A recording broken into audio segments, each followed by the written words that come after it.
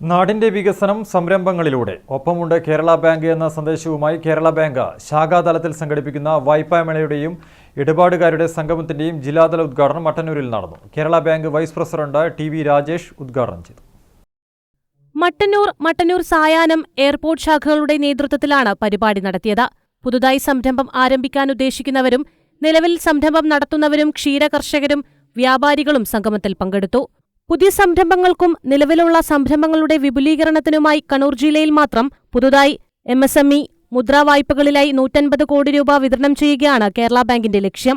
വായ്പാ വിതരണത്തിന്റെയും ബോധവൽക്കരണത്തിന്റെയും ഭാഗമായി മട്ടന്നൂർ സഹകരണ റൂറൽ ബാങ്ക് മിനി ഓഡിറ്റോറിയത്തിൽ നടന്ന പരിപാടി Kerala Bank vice president T V. Rajesh ഉദ്ഘാടനം ചെയ്തു.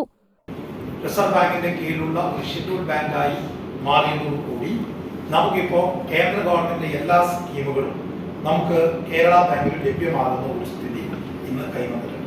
സ്വാഭാവികമായും സൂക്ഷ്മ സംരംഭങ്ങൾക്കുള്ള PMDGP ആയാലും അതുപോലെ തന്നെ നമ്മുടെ PMFME പോലുള്ള എല്ലാ വായ്പകളും ആ സബ്സിഡി അടിസ്ഥാനത്തിലുള്ള എല്ലാ വായ്പകളും നമുക്ക് മറ്റ് നാഷണലൈസ്ഡ് ബാങ്കിലും ഷെഡ്യൂൾ ബാങ്കിലും കൊമേഴ്സ്യൽ ബാങ്കിലും ലഭ്യമാകുന്നത് പോലെ കേരള ബാങ്കിലും ലഭ്യമാകുന്നതാണ്. അപ്പോൾ തീർച്ചയായിട്ടും ഇത് നമ്മുടെ നാട്ടുകാരെ സംബന്ധിച്ചിടത്തോളം വളരെ സഹായകമാകുന്ന ഒരു കാര്യമാണ്. കേരള ബാങ്കിന്റെ ഏറ്റവും വലിയ പ്രത്യേകത ഒരു സഹകരണ ബാങ്കാണ്. അതിന്റെ ജനകീയമായ സ്വഭാവമാണ്.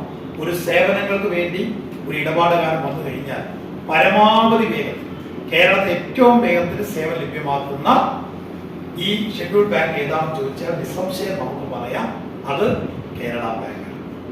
MSME വായ്പാ അനുവാദ പത്രങ്ങളും അദ്ദേഹം വിതരണം ചെയ്തു. Kannur regional general manager PP Manoj അധ്യക്ഷത വഹിച്ചു. Senior manager T Shajir Ahammed Kerala Bank വായ്പാ പദ്ധതികൾ വിശദീകരിച്ചു. Kannur CPC deputy general manager S Deepa, area manager VA Muraleedharan എന്നിവർ സംസാരിച്ചു. News bureau, Mattannur.